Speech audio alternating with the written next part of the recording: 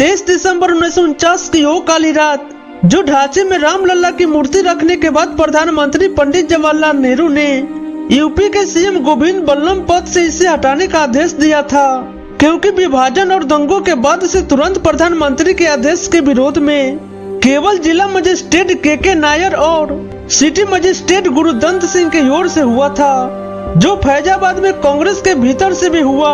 फैजाबाद के स्थानीय कांग्रेस विधायक बालक राघव दास उन लोगों में से थे जिन्हें मूर्ति हटाने के लिए किसी भी कदम का विरोध नहीं किए थे।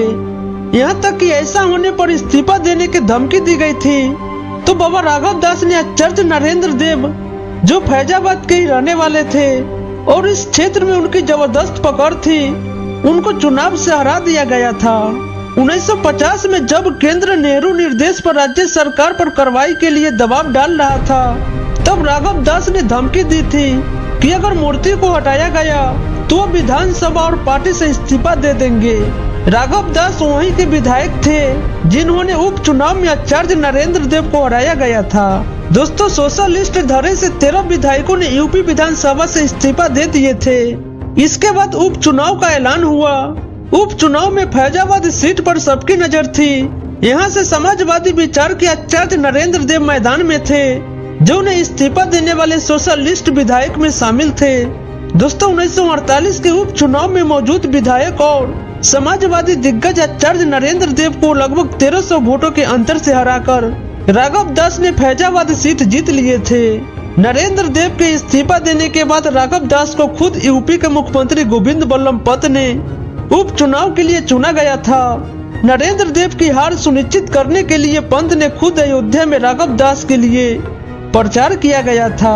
चुनाव प्रचार करने के दौरान कहा गया था कि नरेंद्र देव एक नास्तिक हैं, जो राम भगवान पर विश्वास नहीं करते हैं।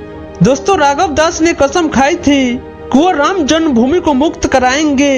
उपचुनाव के दौरान अयोध्या में जो पोस्टर लगा था, उसमें आचार्य नरेंद्र देव को रावण की तरह दिखाया गया और कांग्रेस प्रत्याशी बाबा राघव दास को राम की तरह पेश किया गया था। नवनिर्वाचित विधायक शुरू से ही सम जन्मभूमि आंदोलन से जुड़ गए थे। 20 अक्टूबर 1949 को अयोध्या में रामचरितमानस को 9 दिवसीय अखंड पाठ आयोजित किया गया था।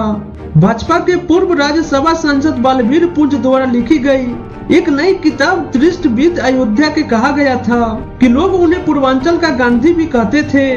दरअसल राघव दास ने आध्यात्मिक प्रतिभा की थी।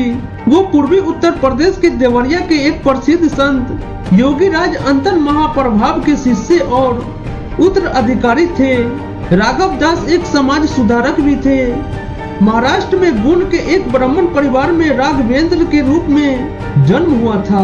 राघव दास ने 17 साल की उम्र में घर छोड़ दिए थे।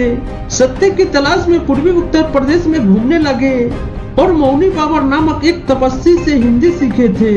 दोस्तों, पूर्वी उत्तर प्रदेश में कुछ शैक्षणिक संस्थान राघव दास के नाम पर हैं। इसमें बाबा राघव दास मेडिकल कॉलेज, गोरखपुर बाबा राघव दास इंटर कॉलेज, देवरिया और बाबा राघव दास डिग्री कॉलेज, ये सब शामिल हैं। राघव दास को 1958 ईस्वी में निधन हो गया था। 12 दिसंबर 1998 को वाजपेयी सरकार के कार्यकाल के दौरान राघव दास की जयंती के अवसर पर भारत सरकार की ओर से नेहरू से मुकाबला करने वाले राम भक्त कांग्रेस विधायक की स्मृति में एक डाक टिकट जारी किया गया था। तो दोस्तों, आज का वीडियो यहीं तक समाप्त करते, फिर मिलते किसी नेक्स्ट वीडियो में। तब तक के लिए जय हिंद।